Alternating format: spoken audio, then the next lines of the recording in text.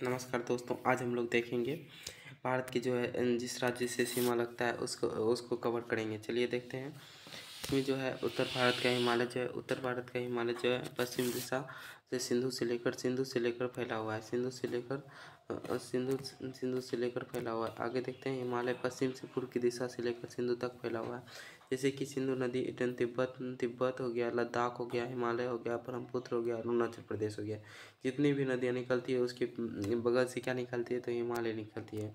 आगे देखते हैं, हिमालय की औसत ऊंचाई जो है लंबाई लद्दाख के से अरुणाचल प्रदेश में 2500 किलोमीटर है। हिमालय का लद्दाख की चौड़ाई जो है 400 किलोमीटर है। हिमालय की अरुणाचल प्रदेश में चौड़ाई लगभग 150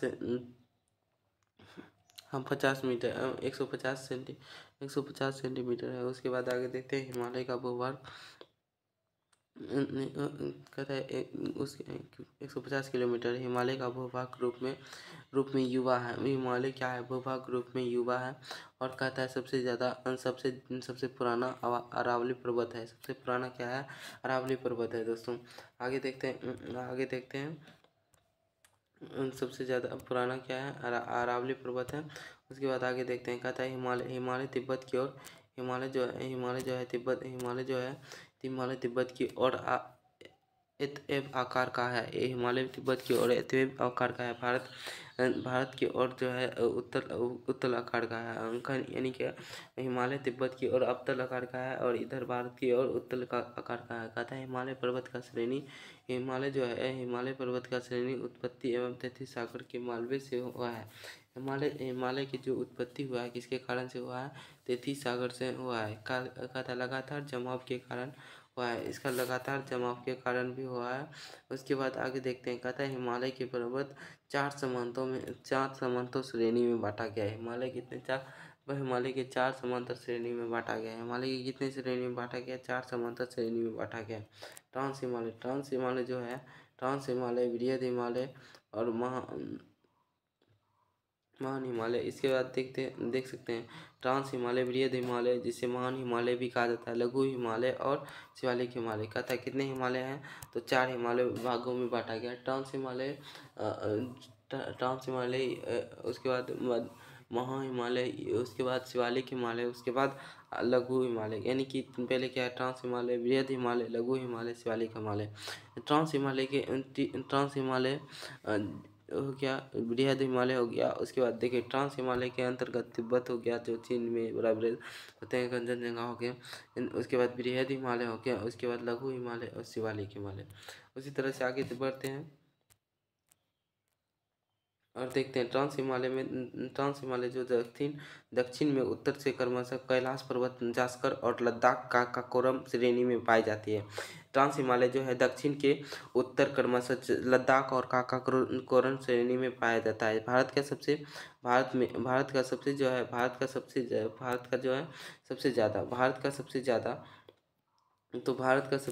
है दोस्तों, भारत का सबसे ज़्यादा कैलाश पर्वत जालस्कर और लद्दाख काराकोरम श्रेणी में आता है। आगे देखते हैं, काराकोरम श्रेणी में आता है। भारत का सबसे छोटी और गढ़विल अस्टियन है। कहता है हाई ट्रांस हिमालय जो सबसे लंबी चोटी है। हाई ट्रांस हिमालय सबसे लंबी चोटी है। हाई ट्रांस हिमालय क्या है, सबसे छोटी लंबी है। उसके बाद केटू काराकोरम भाग का है। काराकोरम का भाग है। केटू क्या है, कंचनजंगा, ये क्या है, काराकोरम का भाग है। काराकोरम जो है, काराकोरम सबसे ऊंची चोटी है और गवर्नमेंट स्टेल है। ये जो है लद्दाख में यह जो है, ये लद्दाख श्रेणी का सबसे कंचा चोटी है और राजपोशी है। सबसे तीन ढाल हैं। कहता है स्वेन हंडन ने काराकोरम को एशिया का रीढ़ कहा था। स्वेन हंडन ने काराकोरम को क्या कहा था, एशिया का रीढ़ कहा था।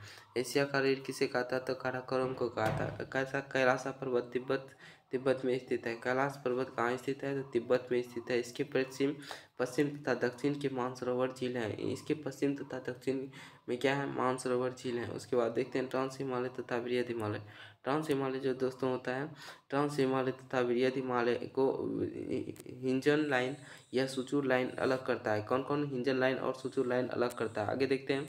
ट्रांस हिमालय जो है निम्नलिखित निम्नलिखित हिमनदगढ़ है, जैसे सियाचिन, स्पर्ट, बोट्रो और बोलोर। उसके बाद देखें सियाचिन विश्व की सबसे सियाचिन जो है विश्व की सबसे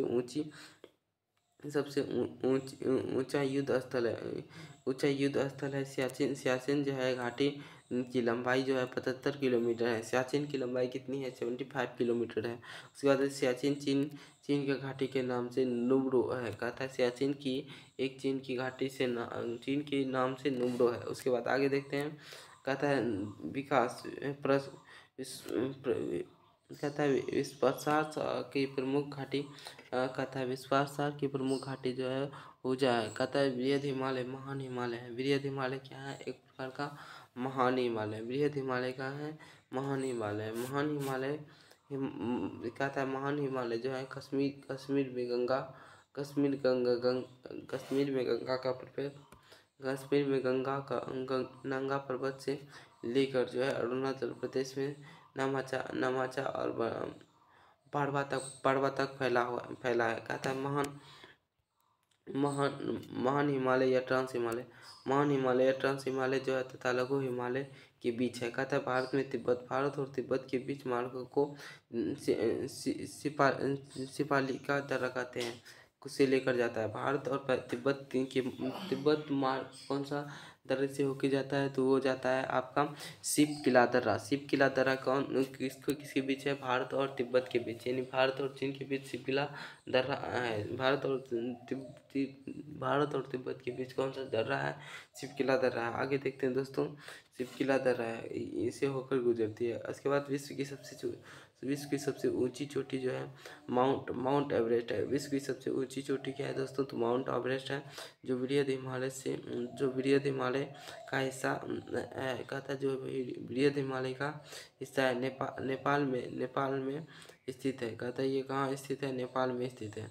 ये कहाँ स्थित है, तो नेपाल में स्थित है। इसके बाद देखते हैं, आगे देखते हैं दोस्तों। कहता है साउंड एवरेस्ट को तिब्बती भाषा में मोची हिंग्स स्थल के नाम से जाना जाता है। उसको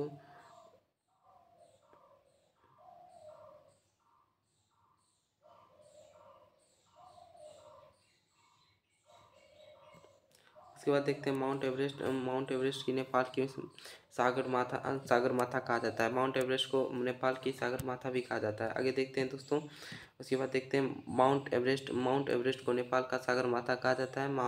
उसके बाद महान हिमालय लघु हिमालय को मेन सेंट्रल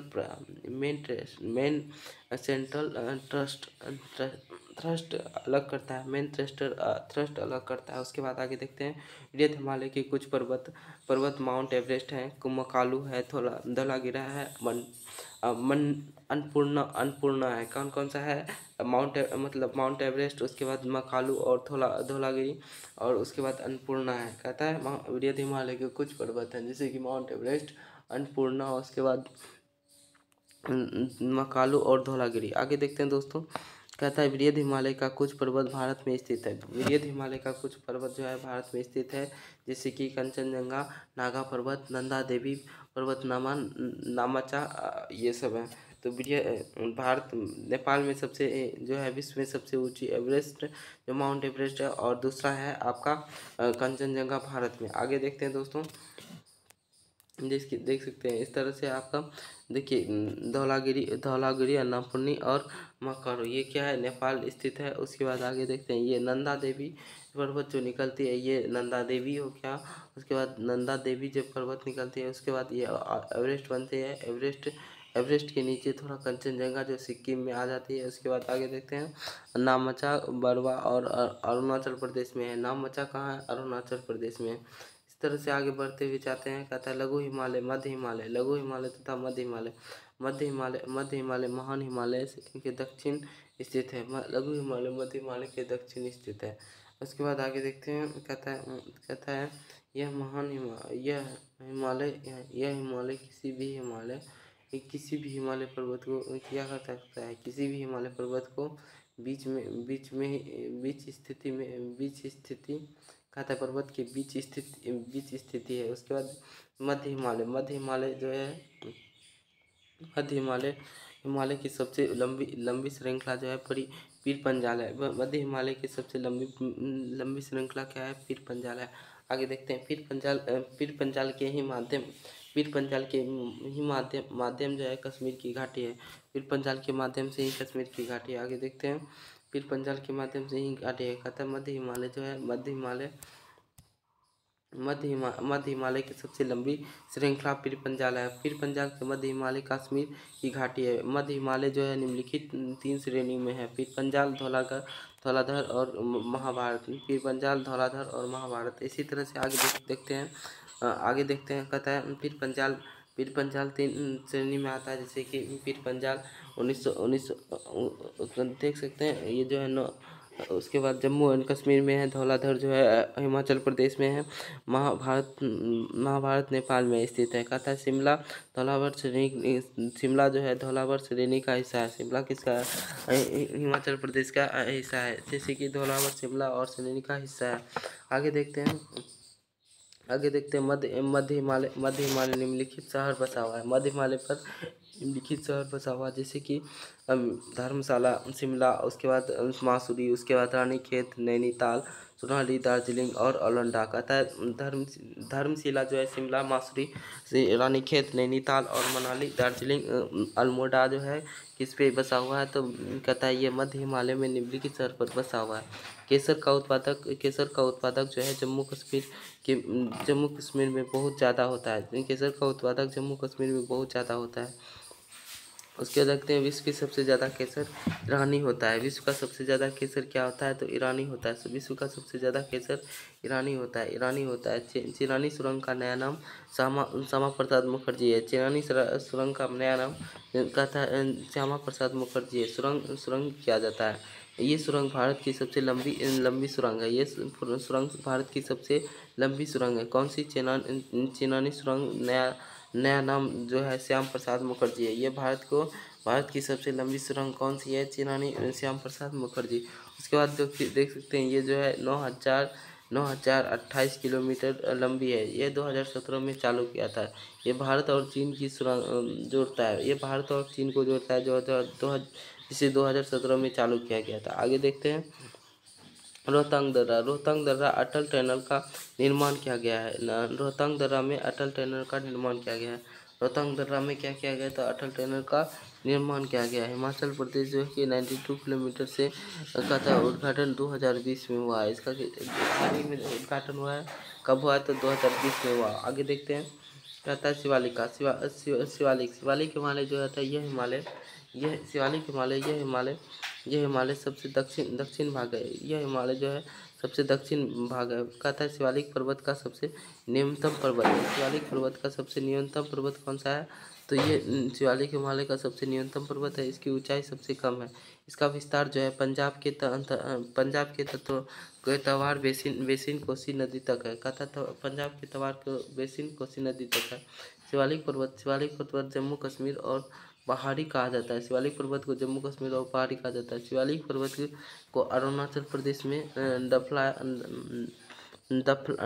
मिम्मी कहा जाता है। शिवालिक पर्वत को अरुणाचल प्रदेश में डफला मिम्मी कहा जाता है। अरुणाचल प्रदेश को डफला मिम्मी कहा जाता है। आगे देखते हैं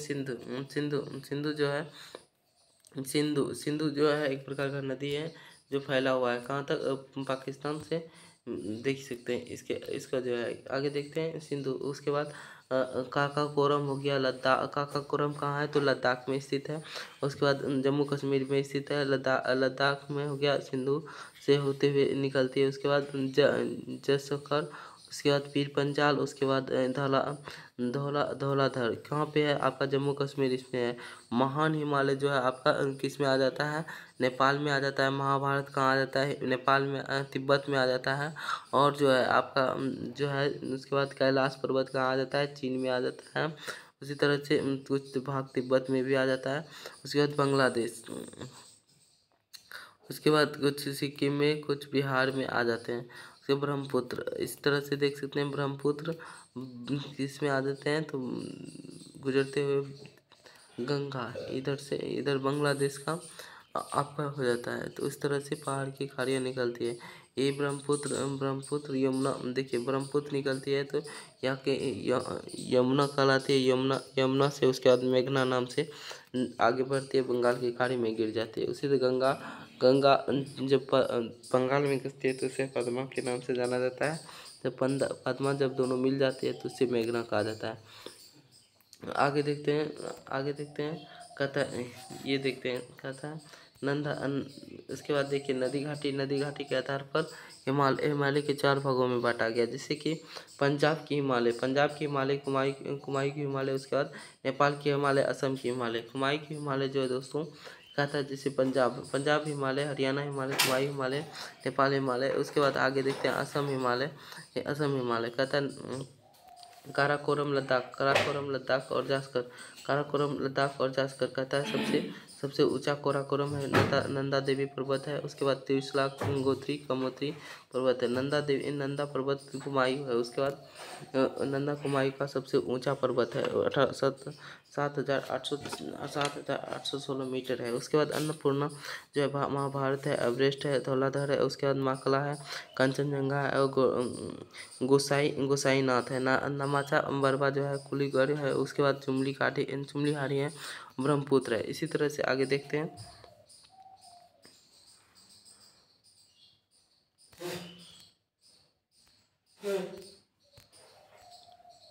प्रायद्वीपीय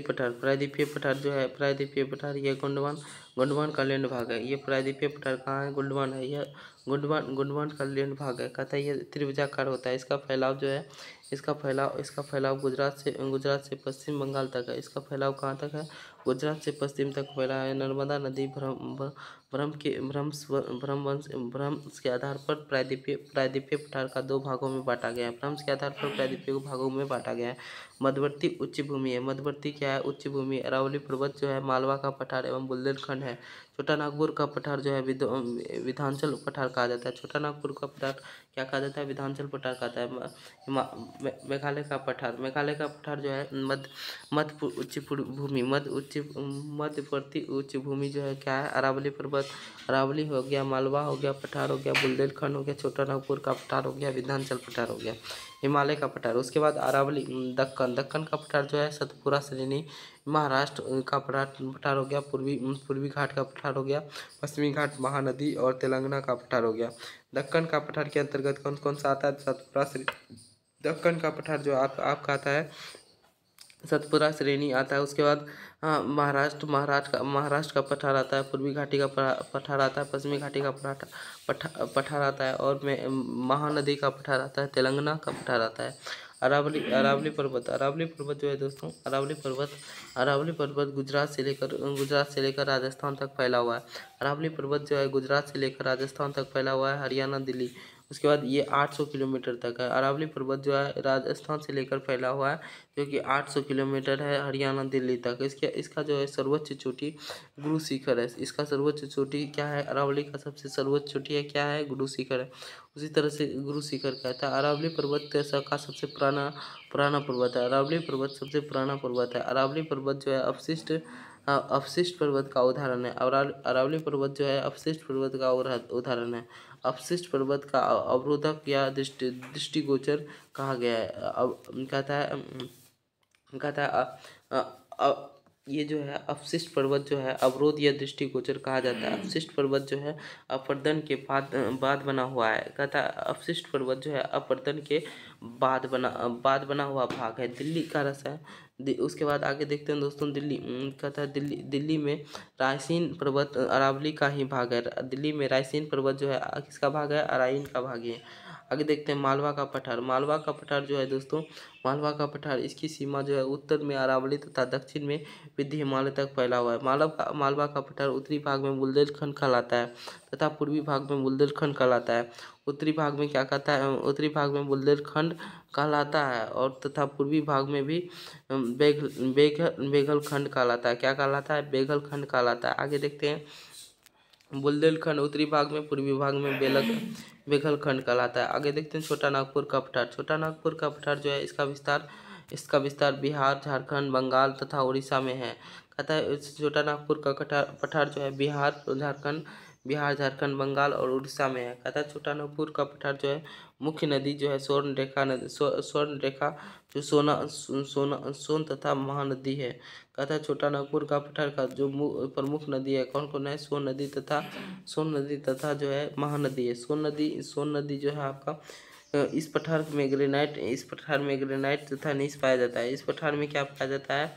ग्रेनाइट तथा नीस पाया जाता है। चट्टान की प्रधानता होती है। उसके बाद आगे देखते हैं इस पठार में भारत का रीढ़ भी कहा जाता है। कौन सा जो है आपका ये आपका छोटा नागपुर का पठार भारत का रीढ़ कहा जाता है। छोटा नागपुर का पठार को क्या कहा जाता है? भारत का रीढ़ कहा जाता है, कहा गया है। छोटा नागपुर पठार जो है सबसे ऊंचा चोटी है पारसनाथ। कहता है छोटा नागपुर का सबसे ऊंचा चोटी क्या है? पारसनाथ है। कहता है सबसे ऊंचा चोटी क्या है? पारसनाथ है। मेघालय का पठार जो है ये मेघालय का पठार सबसे बाहरी पठार है। मेघालय का पठार ये सबसे बाहरी पठार है। ये इसे गोरो खासी और जिंतिया पहाड़ी जनजाति पाई जाती है। इसमें गोरो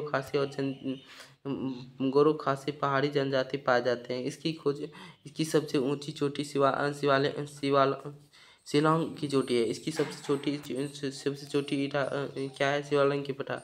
उसके दक्कन का पठार इसका आकार त्रिभुजाकार है। इसका आकार कैसा है? त्रिभुजाकार है। दक्कन का पठार इसका आकार त्रिभुजाकार है। इसका सतपुरा की खाड़ी जैसे इसमें सतपुरा की पहाड़ी आती है, जैसे कि इसमें जो है दक्कन का पठार में पहाड़ी का विस्तार गुजरात, महाराष्ट्र, मध्य प्रदेश, छत्तीसगढ़ तक फैला हुआ है। ये जो है आपका सतपुरा की पहाड़ी गुजरात, महाराष्ट्र, मध्य प्रदेश, छत्तीसगढ़ में फैली हुई है। कहता है सतपुरा की पहाड़ी उत्तर नर्मदा नदी तक नर्मदा तथा दक्षिण में ताप्ती नदी है। कहता है उत्तर में कौन है? नर्मदा। दक्षिण में क्या है? दक्षिण में आपका ताप्ती नदी है। सतपुरा की पहाड़ी से दो नदी निकलती है, नर्मदा नदी और ताप्ती नदी। कहता है सतपुरा श्रेणी के राजपील महादेव मलय पहाड़ी है। कहता है सतपुरा श्रेणी में राजपीला एक महादेव मेघपाला श्रेणी है। उसके बाद आगे देखते हैं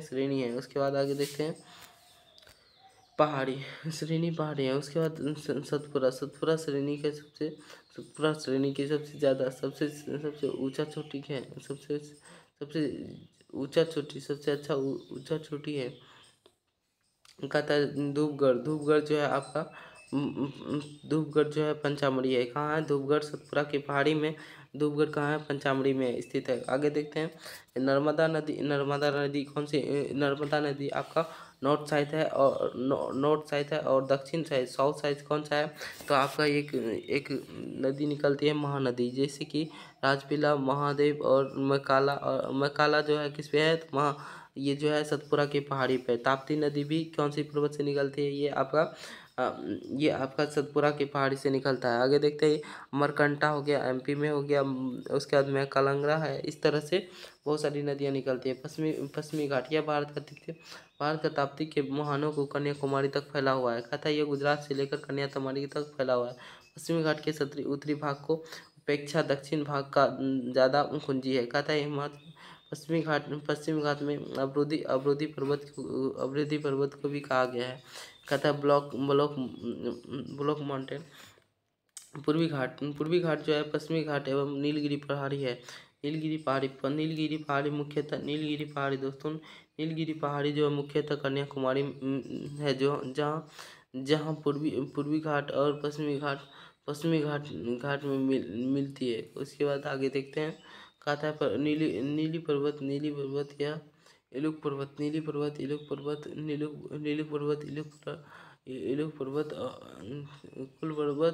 और इलुक पर्वत। उसके बाद आगे देखते हैं नीलगिरी की पहाड़ी की कुल 4 राज्यों में फैला हुआ है। नीलगिरी पहाड़ी कितने राज्यों में फैला हुआ है? 4 राज्यों में फैला हुआ है। उसी तरह से देखते हैं नीलगिरी पहाड़ी 4 राज्यों तक फैला हुआ है। कर्नाटक, केरल, तमिलनाडु जो है 3 राज्यों तक नीलगिरी पर्वत फैला हुआ है। तीन तीन श्रेणी तक फैला हुआ है। नीलगिरी सबसे ऊंची चोटी जो है ढोडा ढोडा बोड्डा है, ढोडा बोडा है। नीलगिरी की सबसे ऊंची चोटी क्या है? ढोडा बोडा है, ढोडा बोडा है। उसके बाद आगे देखते हैं, कहते कहते हैं जाने